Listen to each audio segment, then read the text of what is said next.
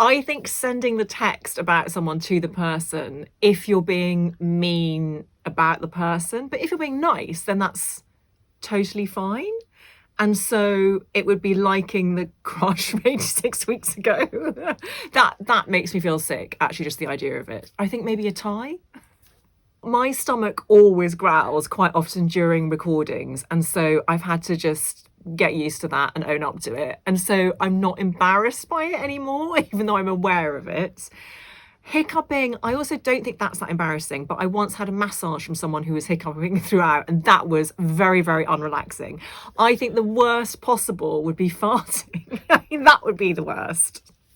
I think being left on red. There's just the soul crushing nature of those two ticks going blue. And sometimes it's worse if they've taken that option off their WhatsApp and then you just see the two ticks being grey forever. And then you're never quite sure whether they've read it or not.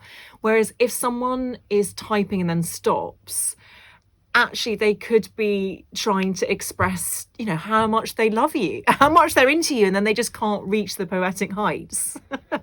Whereas on red is just ghosting. I think the kiss. I think the kiss is a bit like when you're at primary school and you accidentally call your teacher mum. I think that's worse. I have extensive experience of both scenarios, and I think being the only one with your camera on. In fact, I've had to do that sometimes because I've given remote talks.